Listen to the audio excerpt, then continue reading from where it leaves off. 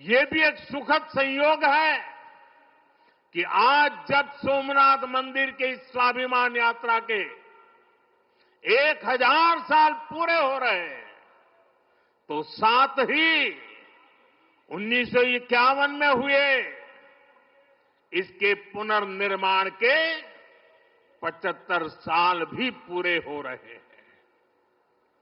मैं दुनिया भर के करोड़ों श्रद्धालुओं को सोमनाथ स्वाभिमान पर्व की शुभकामनाएं देता हूं।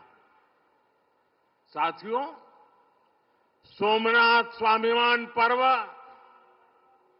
1000 साल पहले हुए विध्वंस के स्मरण के लिए नहीं, ये पर्व 1000 साल की यात्रा का पर्व है। साथ ही ये हमारे भारत के अस्तित्व और अभिमान का पर्व है, क्योंकि हमें हर कदम पर, हर मुकाम पर सोमनाथ और भारत में अनोखी समानताएं दिखती है। जैसे सोमनाथ को नष्ट करने के एक नहीं अनेकों प्रयास हुए, दुष्प्रयास हुए, उसी तरह विदेशी आक्रांताओं द्वारा कई सदियों तक भारत को खत्म करने की लगातार कोशिशें होती रही, लेकिन न सोमनाथ नष्ट हुआ और न ही भारत नष्ट हुआ,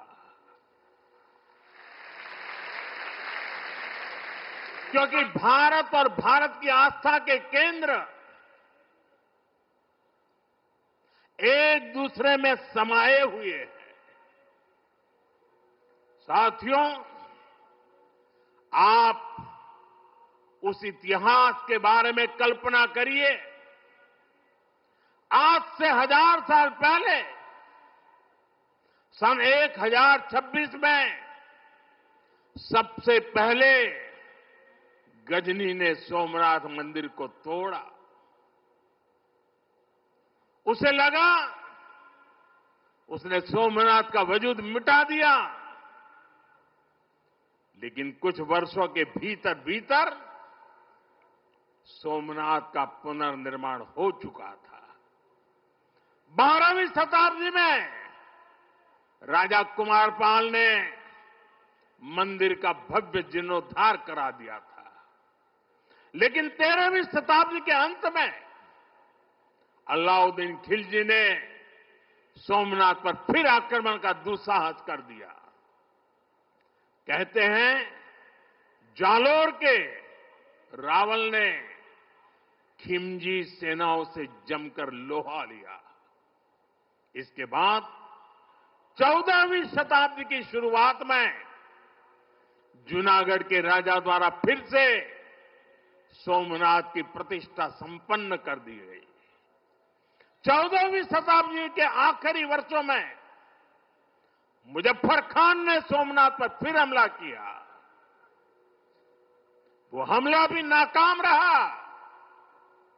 15वीं शताब्दी में सुल्तान अहमद शाह ने सोमनाथ मंदिर को दूषित करने की कोशिश की और इसी शताब्दी में उसके पोते सुल्तान महमूद बेगड़ा ने सोमनाथ पर आक्रमण कर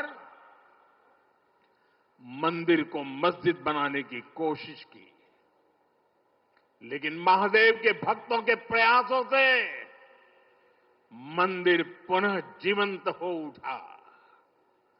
17वीं 18वीं शताब्दी में औरंगजेब का दौर आया। उसने सोमनाथ मंदिर को अपवित्र किया, सोमनाथ को फिर मस्जिद बनाने की कोशिश की। उसके बाद भी अहल्याबाई होलकर ने नए मंदिर की स्थापना कर सोमनाथ को एक बार फिर साकार कर दिया। यानी सोमनाथ का इतिहास विनाश और पराजय का इतिहास नहीं है। ये इतिहास विजय और पुनर्निर्माण का है। हमारे पूर्वजों के पराक्रम का है। हमारे पूर्वजों के त्याग और बलिदान का है। आतताई आते रहे, मजहबी आतंक के नए नए आक्रमण होते रहे, लेकिन हर युग में सोमनाथ पुनः पुनः स्थापित होता रहा। इतनी सदियों तक का संघर्ष, इतना लंबा प्रतिकार, इतना महान धैर्य, सृजन और पुनर्निर्माण का ऐसा जीवन, ये सामर्थ्य अपनी संस्कृति में ऐसा विश्वास और ऐसी आस्था दुनिया के इतिहास में ऐसा उदाहरण मिलना मुश्किल है।